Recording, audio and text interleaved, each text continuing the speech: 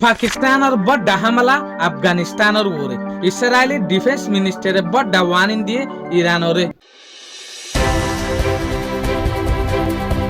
आज या 30 जून 2026 दिन হইলে মঙ্গলবার আজ এর ইনফরমেশন মোতাবেক ইয়ান জানা যাচ্ছে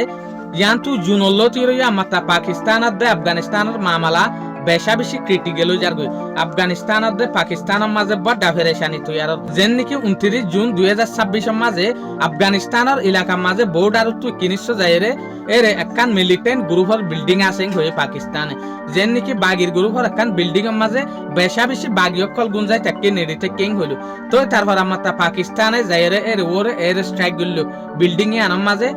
বইয়ার ইয়াসমানি হামলা গইল তো এই হামলাই মাঝে 29 জন পর্যন্ত হাতিয়ারের গ্রুপ সকল মরি গিয়ে এটেক গজ্জে দিও 29 তারিখে মজ্জে দিও 29 জন তলে আর তরফ তো আফগানিস্তান তো ইয়া রিপোর্ট জানাই দে পাকিস্তানে যেগো আর ওরে হামলা গজ্জে এই হামলাই বা দেশেরটা মানুষের ওরে সিভিলিয়নের ওরে রাতিয়া হামলা গজ্জে দে জেরে সিভিলিয়ান আর তো বেহম মাঝে 40 জন পর্যন্ত মজ্জি এর ভিতরে 22 কলদ আছে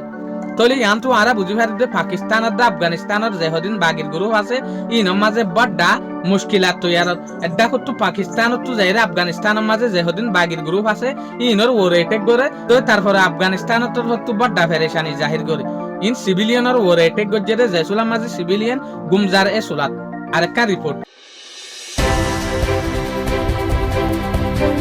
ইসরায়েলের যেগো ডিফেন্স মিনিস্টার আছে কাজ ইবে হচ্ছে সাথ দেখি আর সাইটো গিলে লেবাননের ওরে সিজফায়ার নামানিওরে আজ পর্যন্ত অ্যাটাক করি পারি অদে হইতে হইতে অ্যাটাক গরের তো ইয়ারা হনতম মাঝে ডোনাল্ড ট্রাম্পের হতালয়রে ইউএস এর হতালয়রে লেবাননত তো আরা ননিলম তো ইয়ারা যদি সাইড দইলে অহন ইরানের ওরে অ্যাটাক করি পারি